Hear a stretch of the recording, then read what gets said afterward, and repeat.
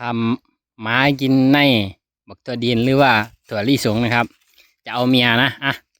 อันนี้จะได้จะกินนะอืมอืมอืม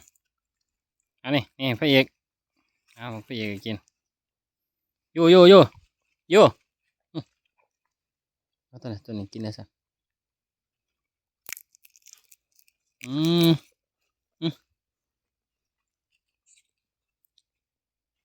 เอา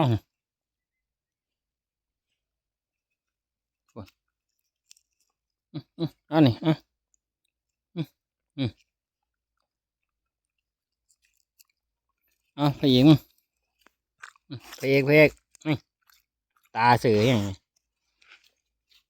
พระเอกบ่กิน3 ตัวเฮ้ย